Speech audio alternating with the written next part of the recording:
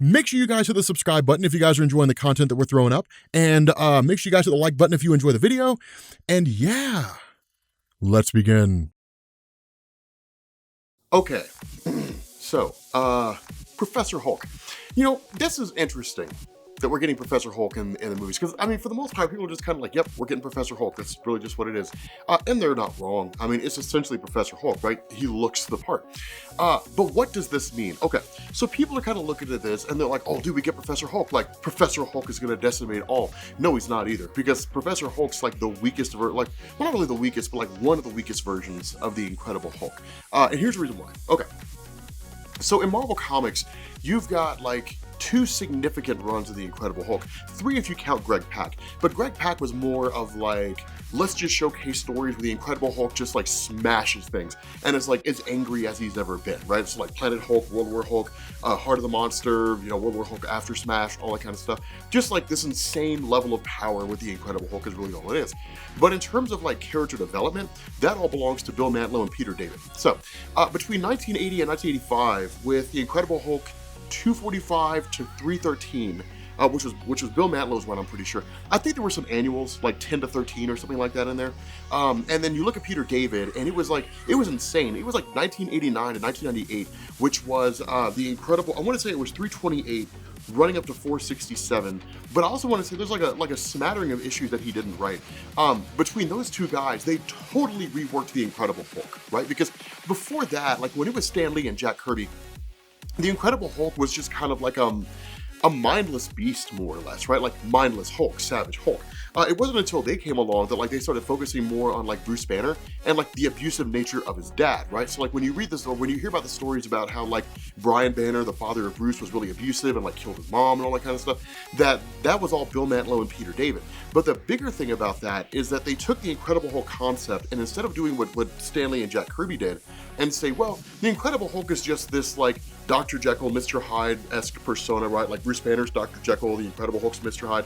Instead of just like sticking with that, what they did is they started creating like all these other versions of the Incredible Hulk. So you had like Devil Hulk, things like that. Joe Fixit was actually a build on what already existed, right? Because like the original Incredible Hulk run, issues 1 through 6, the Incredible Hulk was gray, but because of various issues with ink and so on and so forth, they had to make him green. They brought him back and they said, well, the gray Hulk was like, sure, the first iteration of the Incredible Hulk, but that's Joe Fixit. The green version is like the second version to manifest, right? So it's like multiple personalities, right? Like Joe Fixit was the first personality, Savage Hulk, the Green Hulk was the second personality, and then there were like all these things that kind of came out along the way.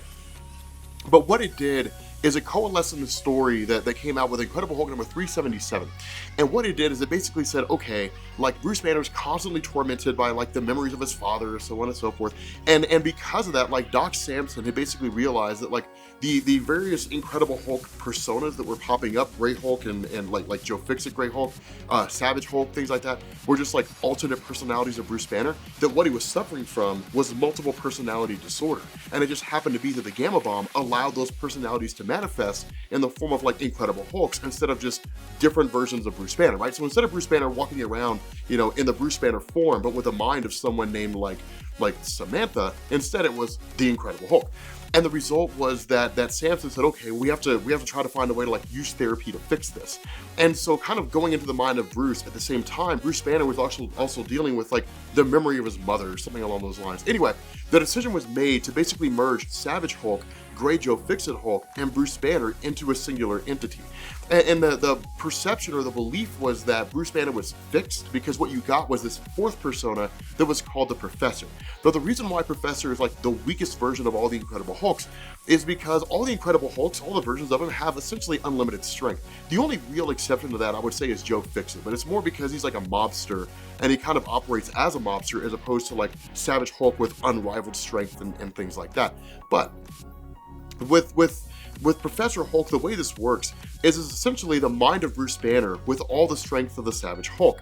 But the angrier he gets, it basically caps. Instead of it just having like unlimited anger and then with it unlimited strength, what would happen is that that Bruce Banner, I guess really like Professor, would reach a point where he would become so angry, he would revert back into Bruce Banner. And so it was kind of weird because there was no unlimited strength there, right? So it's not like Professor can reach like Maestro Hulk levels or like World Breaker Hulk levels. That would never happen. Like it's just not, it's not the way his character is designed.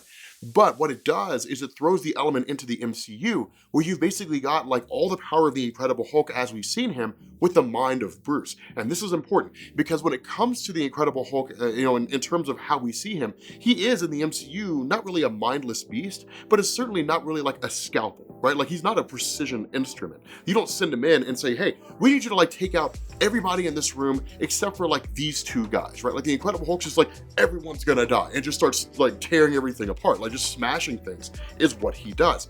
But when you've got Bruce Banner, the mind of Bruce Banner, in possession of the Incredible Hulk's power, now it suddenly becomes a lot more nuanced, right? Like he can fight Thanos with a cunning mind. Now, it's not like a warrior's mind, right? It's not like we're talking about Taskmaster, Tony Masters, with like the power of the Incredible Hulk, in which case Thanos would just be decimated like that. Like it wouldn't even be fair. Taskmaster with the Incredible Hulk's powers fighting Thanos would be insane, because Taskmaster, like because of the formula he took, the formula that he consumed, he basically like mimics people's fighting styles, right? I mean, I don't know if Thanos really has a fighting style, but nonetheless, we digress here.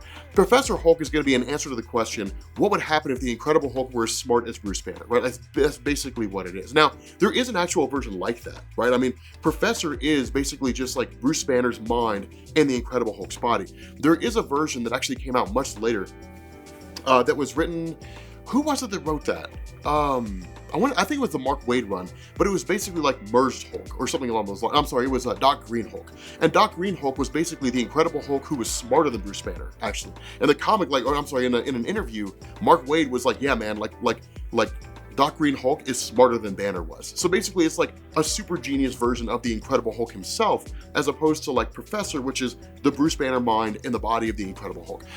But still, it'll be interesting. I mean, it's not going to be a game changer, right? I mean, unless they decide to change it, because they could basically say this is like a Worldbreaker Hulk-esque character. It's like Worldbreaker Hulk with the mind of Bruce Banner. I don't think they'll do that. I think they're going with the actual Professor, which means that like you're not going to see anything different, right? I mean, you may see him do better in a fight with Thanos, but you're not going to see him like crush Thanos in one punch, right? Like he's not going to be that level of power. He's not going to be Worldbreaker Hulk, or even like Heart of the Monster Hulk, right? Because Heart of the Monster was like a whole different level. Like you had Worldbreaker Hulk during like the World War Hulk event, and then you had Heart of the Monster when Bruce Banner discovered like a wishing well, and it was like, I wish I could fight forever, and like ended up being transformed to the realm of Dormammu, and like Dormammu's sister, like Umar or whatever, went to Doctor Strange and was like, you have to get him out of my realm because they're destroying entire worlds. Like they're going to destroy, like they're literally going to fracture my dimension and shatter it to a million pieces because they're just so strong.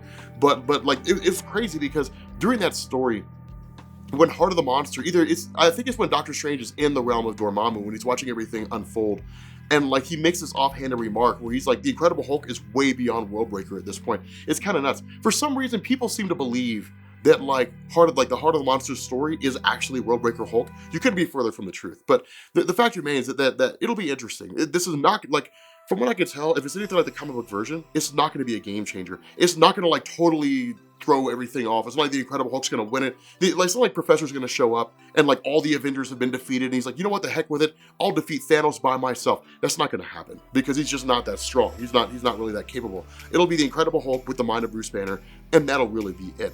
But again, like it does kind of leave the door open for future versions of the Incredible Hulk that we could see, because we might see Maestro, right? I mean, like if the whole idea of the quantum realm rings true and we're seeing time travel, it'd be kind of crazy. We probably won't, but it'd be kind of crazy if we saw them like go into the future and like the world's been decimated by nuclear war and like dystopia's there, basically like this giant city that the Incredible Hulk rules as Maestro, where he's like old with this beard and it's just like twice as strong as he normally is. I mean, like if we saw that, that'd be cool. But it opens the door for those kinds of things, for like other versions of the Incredible Hulk, for like Devil Hulk and all that kind of cool stuff. It'd be awesome to see those things unfold. But in terms of what you guys are going to see now, you're going to see a pretty straightforward version of what you've seen so far. It's not going to be anything out of the ordinary, anything beyond what you've seen. It's not going to be like a whole new level of power or anything like that. It's not like Hulk's going Super Saiyan or anything along those lines. It's just, Hulk with the mind of Bruce Banner. That's really about it. But Again, you know, Professor Hulk explained, it's pretty straightforward. I mean, it's basically just a merging of Incredible Hulk characters. Now, following that, it's kind of a cool thing. Following that, Doc Samson realized that Bruce wasn't actually fixed, so it was only designed to be a temporary thing. Like, I mean, we saw that run on for a little while, and in fact, like, Professor Hulk had his own superhero team. I can't remember the name of it, but it started with an A, but he had his own superhero team for a little while, but eventually it all just kind of reverted back to normal, and really it happened by the mid-90s for the most part. Like, it was one of the things that came out of Onslaught Saga, I'm pretty sure, when like Bruce Banner was separated from the Hulk, and the Hulk went back to being like mindless and savage again, and then that led into like the whole thing of, you know, the Incredible Hulk becoming the Horseman of War for like Apocalypse, and like fighting the Juggernaut and like stopping him in his tracks and all that kind of crazy stuff. But still, you know, it'll be a cool thing, you know, for us to see. It'll be a cool little set of events. But yeah, with that being said, guys, we're gonna bring this video to an end. If you are new here to Comics Explained, make sure you guys hit the sub button to become part of the Rob Corps. If you guys enjoyed this video, make sure you drop a like, and I will catch you all later. Peace.